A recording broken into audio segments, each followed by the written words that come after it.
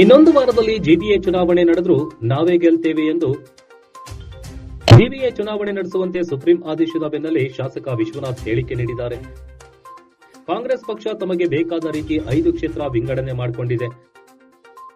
ಅವರೇನೇ ಕುತಂತ್ರ ಮಾಡಿ ಮೀಸಲಾತಿ ಅವರ ಇಷ್ಟಾನುಸಾರ ಮಾಡಿದ್ರೂ ನಾವು ಚುನಾವಣೆಗೆ ಸಿದ್ಧ. 5 ಜಿಬಿಎಗಳಲ್ಲಿಯೂ ಕೂಡ ಬಿಜೆಪಿ ಮತ್ತು ಜೆಡಿಎಸ್ ಗೆಲ್ಲೋ ಅವಕಾಶ ಜಾಸ್ತಿ ಇದೆ ಎಂದು ಬೆಂಗಳೂರಿನಲ್ಲಿ ಬಿಜೆಪಿ ಶಾಸಕ ಎಸ್ಆರ್ ವಿಶ್ವನಾಥ್ ಮಹತ್ವದ ಹೇಳಿಕೆ ನೀಡಿದ್ದಾರೆ.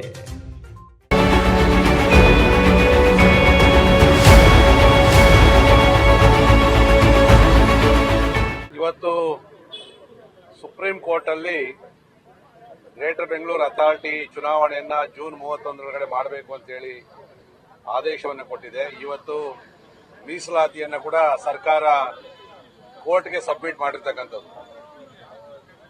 ಒಂದು ಅನಿವಾರ್ಯವಾಗಿ ನಾವು ಜಿಬಿಎ ರಚನೆಯನ್ನ ಮೊದಲಿಂದ ಕೂಡ ವಿರೋಧವನ್ನ ಮಾಡಿದ್ವಿ. ಅವೈಜ್ಞಾನಿಕವಾಗಿ ಜಿಬಿಎ 5 ಭಾಗ ಮಾಡಿದಿರಿ ಅಂತಕ್ಕಂಥದ್ದು.